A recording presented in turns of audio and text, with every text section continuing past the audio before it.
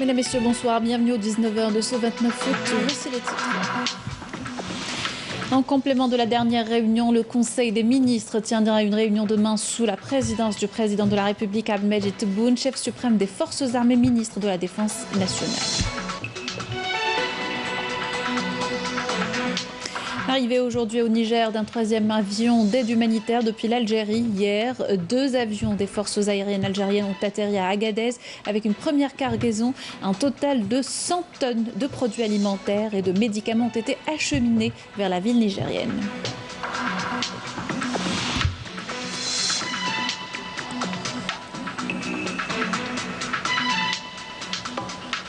Nous reviendrons dans ce journal sur la symbolique de Ashura, le 10e jour du mois de Muharram selon le calendrier de l'Hégire, une journée célébrée par le monde musulman. 379 nouveaux cas confirmés de coronavirus, 281 guérisons et 8 décès enregistrés durant les dernières 24 heures. Zoom ce soir sur l'apport des cliniques privées dans la lutte contre le Covid-19, notamment pour désengorger les hôpitaux. Exemple dans la wilaya de Djelfa. Qui relance le secteur des mines et exploiter l'efficacité de ses potentialités. Le but des derniers investissements effectués dans la filière, reportage dans une exploitation de marbre à Guelma. Bonsoir à tous, je vous le disais en titre, en complément de la dernière réunion, le Conseil des ministres tiendra une réunion demain sous la présidence du président de la République, Abdelmadjid Tebboune, chef suprême des Forces armées, ministre de la Défense nationale. La réunion sera dédiée à l'étude du dossier de l'environnement et procédures réglementaires relatives au secteur de l'industrie pharmaceutique et à la lutte contre le Covid-19, en plus de 2 projets d'ordonnance relatifs au secteur de la justice et un autre dossier concernant les échanges commerciaux avec les pays africains.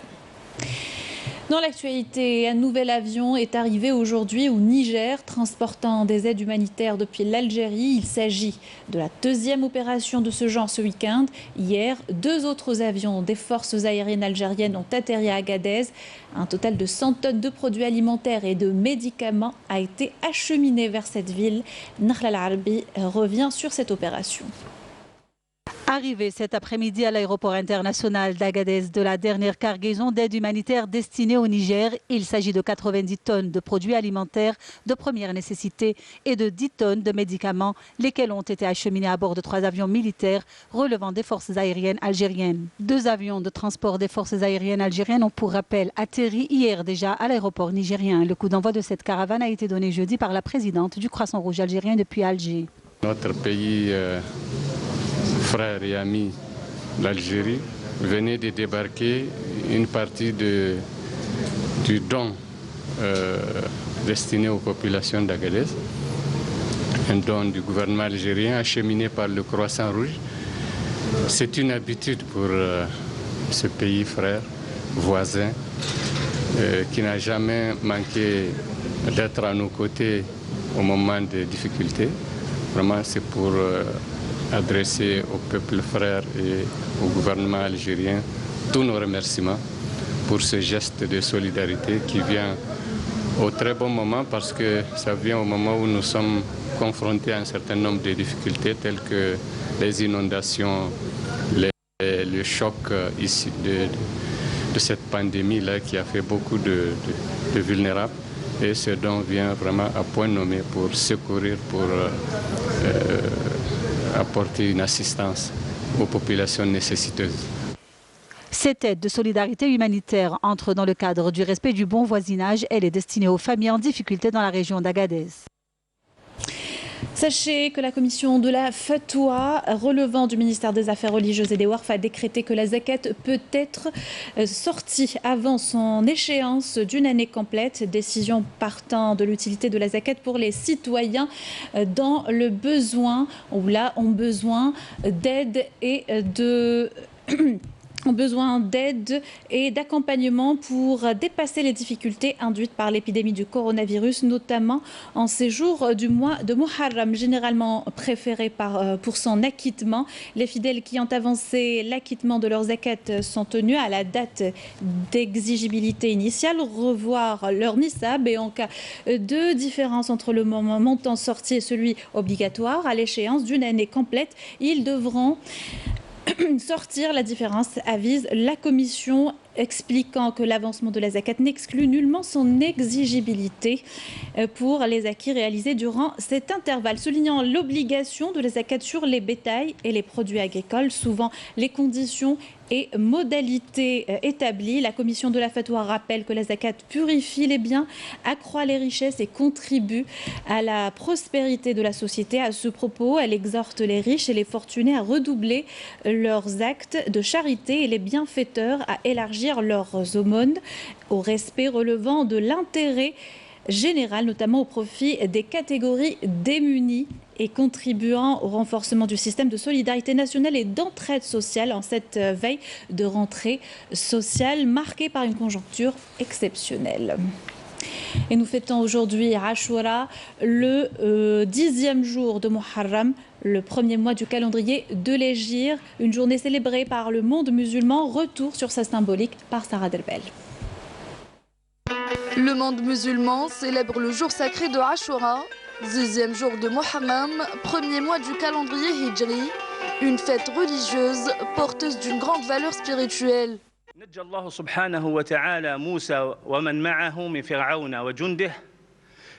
Allah Tout-Puissant a sauvé ce jour-là le prophète Moussa, du pharaon d'Égypte. La morale de cette histoire est que Dieu est toujours là pour nous guider et nous protéger.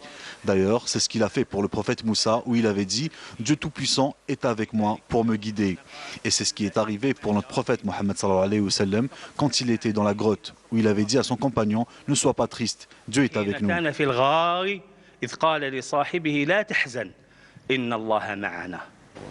Selon la sunna, tradition prophétique, le jeûne du jour de Ashura expie les péchés d'une année.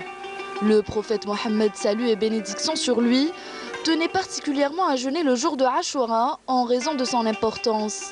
Les musulmans doivent également s'acquitter de la zakat qui coïncide cette année avec cette célébration.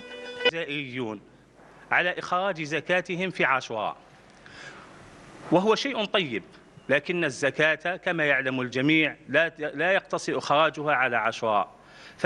si la zakat n'est pas propre à ce jour sacré, les Algériens ont pris pour habitude de s'en acquitter durant Ashura. Mais les conditions pour effectuer la zakat est d'avoir atteint le nisab au terme d'une année. Après, chacun peut s'en acquitter durant les jours sacrés du calendrier musulman. Ce qui est important est d'abord l'intention de s'acquitter de la zakat avec piété.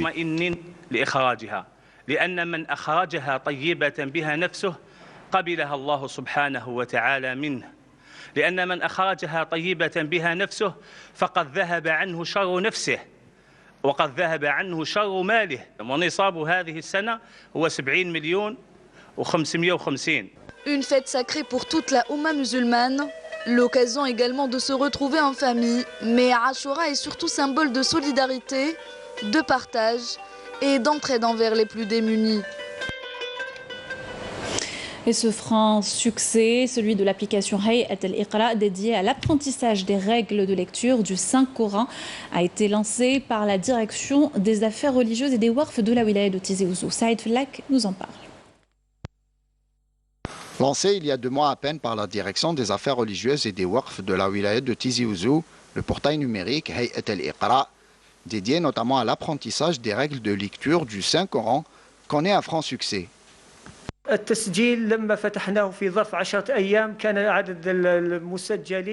10 jours après avoir ouvert les inscriptions, que déjà près de 300 personnes se sont inscrites. On allait du coup clôturer la période d'adhésion, mais au vu de la demande croissante, on s'est rétracté afin de permettre à tout le monde de bénéficier de cette plateforme électronique. Tout le monde est le bienvenu.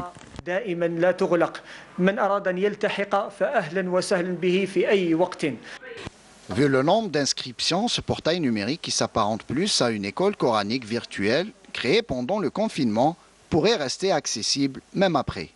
Il y a des personnes qui ne peuvent pas se déplacer aux mosquées, aux zawiyas ou même aux écoles coraniques, notamment les femmes ou les personnes qui ont un emploi du temps chargé. Elles peuvent par conséquent utiliser ce portail numérique pour corriger leur lecture et apprendre le Saint-Coran. L'utilisation des technologies modernes dans le domaine des affaires religieuses constitue une réelle révolution dans le secteur. Une opportunité pour en apprendre plus sur la religion de manière interactive.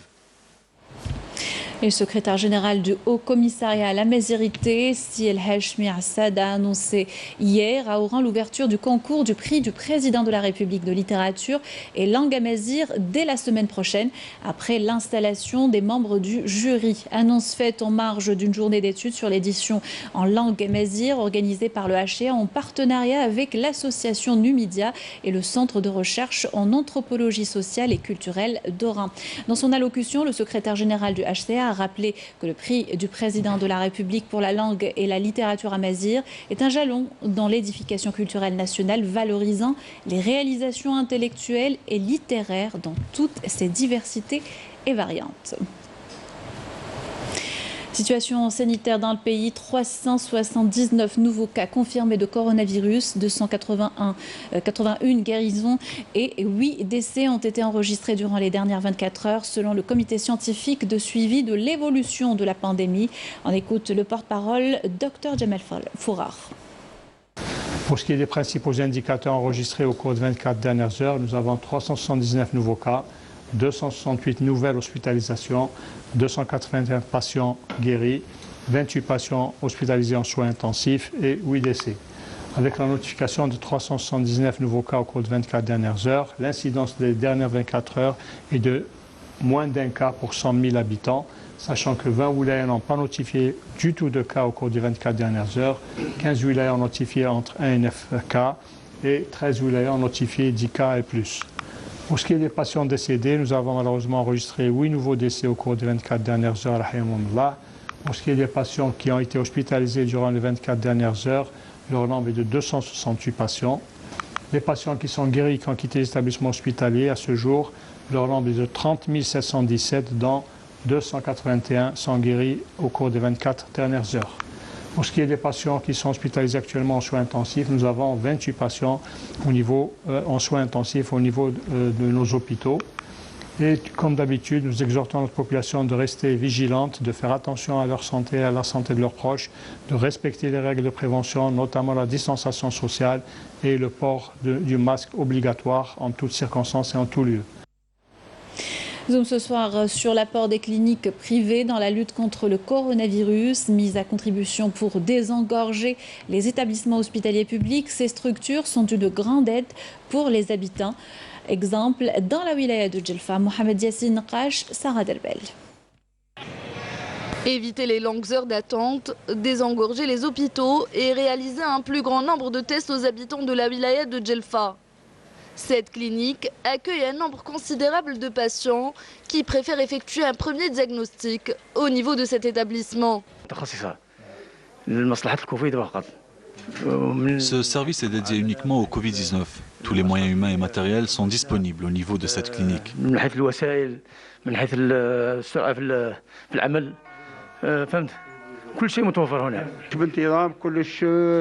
Tout est bien organisé, nous sommes bien pris en charge, nous sommes fiers de cette unité.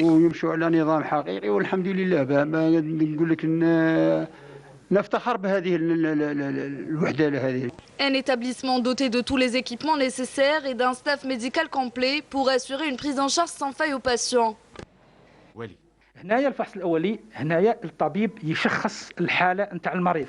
Nous effectuons d'abord un premier diagnostic à travers des analyses et des radios qui peuvent nous révéler si le patient est positif ou pas.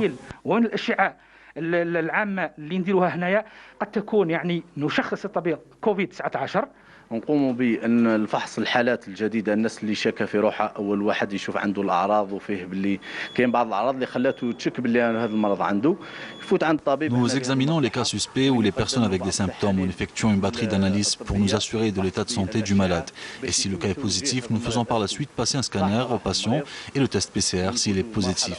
Le malade sera hospitalisé, sinon on l'oriente vers le service compétent. ومن ثم يتم العمليه الاستشفائيه او انه كانت اعراض لمرض اخر وين نغيروا التوجيه تاع المريض وهذه دائما عن طريق الفحص الطبي. Le personnel médical de cette structure de santé de proximité assure également un suivi post-hospitalisation aux malades.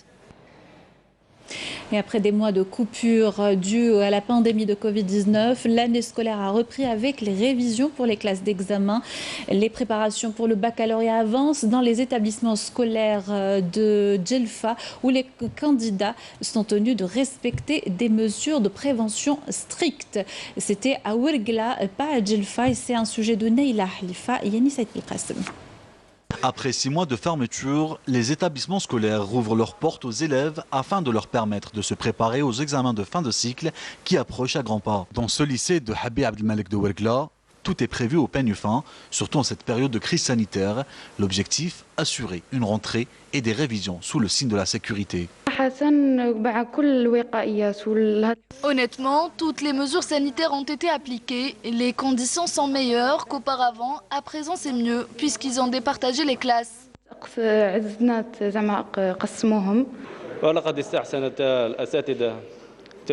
Les enseignants ont su comment gérer la situation malgré les difficultés, surtout en ces temps de chaleur. Ils nous encouragent et nous aident beaucoup pour la réussite de notre examen. C'est dans une ambiance très studieuse que les révisions se font. Les élèves sont très contents de pouvoir bénéficier de révisions après des mois passés à la maison, loin des bancs de l'école. Nous sommes conscients que les élèves ont subi une énorme pression psychologique à cause de la crise sanitaire. À présent, nous sommes là pour leur apporter notre aide à travers ces révisions. Nous avons tenu à appliquer toutes les instructions ministérielles pour préserver la santé de nos élèves et celle de l'encadrement. Malgré un contexte exceptionnel, la tutelle a mis en place un dispositif drastique et tous les moyens nécessaires pour offrir un cadre favorable pour que les élèves passent leur examen de fin de cycle dans les meilleures conditions possibles. Les mines, un secteur qui bénéficie d'un intérêt particulier de la part des autorités. Relancer la filière et exploiter efficacement ses importantes potentialités, le but des derniers investissements effectués dans le secteur, le cas échéant dans cette exploitation de marbre à Guelma. Amina Batouche, Saïd Flak. Nous sommes ici dans la carrière de Maouna, à environ 6 km au sud-ouest de Guelma. Les filons de marbre sont encaissés dans ce massif qui est caractérisé par un relief dont les altitudes varient entre 400 et 700 mètres. Une qualité de marbre reconnue et qui fait la fierté de la région. Elle est l'une des rares mines en Afrique à offrir une qualité de marbre aussi excellente. Il y a un an de cela, on n'arrivait pas à faire sortir plus de 50 mètres cubes en un mois, mais désormais, on atteint le double de ce volume, car on a acquis du matériel ultra moderne, des machines avec fil diamanté. avec le fil diamanté. Au niveau de l'unité de marbre de Boumahra, l'on procède à la transformation de ce matériau en plusieurs types différents, des produits finis de grande qualité. Nous fabriquons plusieurs types de marbre, plaques et carreaux, et en 2 couleurs, blanche et grise. En termes de production, on atteint les 100 000 plaques et 50 000 carrés de marbre. Et pour augmenter la capacité de production, une nouvelle usine verra bientôt le jour à Maouna. Elle sera équipée de machines ultramodernes. On a voulu créer une nouvelle usine à l'intérieur même de la carrière. Cette usine sera considérée comme l'une des meilleures au monde et permettra une production plus importante. Elle permettra la création de 500 nouveaux postes d'emploi. Le groupe entend dans un futur proche satisfaire la demande du marché national et viser ensuite l'international. Le marbre, une ressource qui peut dans un avenir proche peser lourd dans la facture des exportations nationales. Et sans transition, le point sur l'actualité internationale par Yamina Saïchi. À seulement 2 km des côtes turques, la petite île grecque de Castellorizo, victime collatérale des tensions entre la Grèce et la Turquie, en pleine escalade des manœuvres militaires gréco-turques en Méditerranée orientale, à l'heure où à Berlin, l'Union européenne menace Ankara de sanctions en l'absence de progrès dans le dialogue bilatéral. Les insulaires vivent dans la sérénité, habitués aux différends qui opposent depuis des années les deux pays voisins sur leurs frontières maritimes.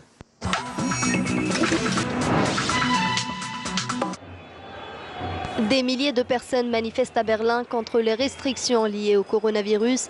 La manifestation a finalement été autorisée après une longue bataille juridique. La police berlinoise a appelé aujourd'hui à la dispersion des quelques 18 000 participants n'ayant pas respecté les gestes barrières.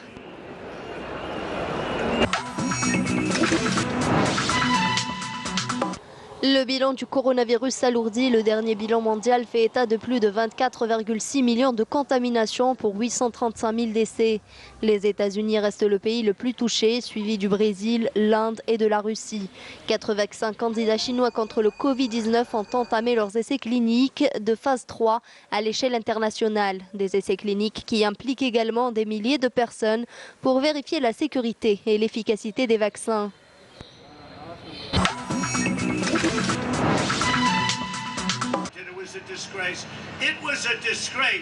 Sans perdre de temps, Donald Trump a retrouvé hier le chemin de la campagne présidentielle au lendemain d'une convention républicaine très offensive contre Joe Biden, suivie prochainement par son adversaire démocrate qui a annoncé son grand retour à travers les États-Unis. Les partisans du président américain Donald Trump se rassemblent dans le New Hampshire pour écouter le discours du candidat officiellement nommé du Parti républicain pour la présidentielle, tandis que des contre-manifestants viennent leur tenir tête. Environ 300 personnes se rassemblent à Malmö en Suède, provoquant des incendies et bloquant la route. Ces incendies font suite à plusieurs actes islamophobes. Quelques heures après l'interdiction pour le chef d'un parti danois d'extrême droite, connu pour ses provocations anti-musulmans, d'entrer sur le territoire suédois alors qu'il y prévoyait une manifestation, d'après les médias locaux. Les premiers incidents ont éclaté en début de soirée dans la 3e ville du royaume nordique avant de dégénérer vers 21 h heure locale. Fin de cette édition, un rapide rappel des titres avant de se quitter. En complément de la dernière réunion, le Conseil des ministres tiendra une réunion demain sous la présidence du président de la République Ahmed Tebboune, chef suprême des forces armées, ministre de la Défense nationale. Arrivé aujourd'hui au Niger d'un 3e avion d'aide humanitaire depuis l'Algérie. Hier, 2 avions des forces aériennes algériennes ont atterri à Agadez avec une première cargaison. Un total de 100 tonnes de produits alimentaires et de médicaments ont été acheminés vers la ville nigérienne.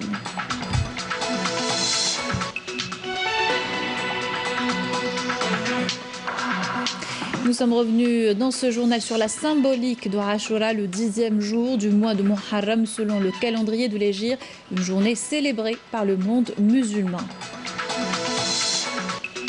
379 nouveaux cas confirmés de coronavirus, 281 guérisons et 8 décès enregistrés durant les dernières 24 heures. Zoom ce soir sur l'apport des cliniques privées dans la lutte contre le coronavirus, notamment pour désengorger les hôpitaux. L'exemple dans la wilaya de Djelfa. Relancer le secteur des mines et exploiter efficacement ses potentialités, le but des derniers investissements effectués dans la filière. Reportage dans une exploitation de marbre à Guelma. Avec ceci, nous arrivons à la fin de notre journal. Merci de l'avoir suivi. Vous pouvez le revoir et y réagir sur les adresses qui s'affichent en bas de votre écran. Quant à moi, je vous souhaite une excellente soirée sur Canal Algérie.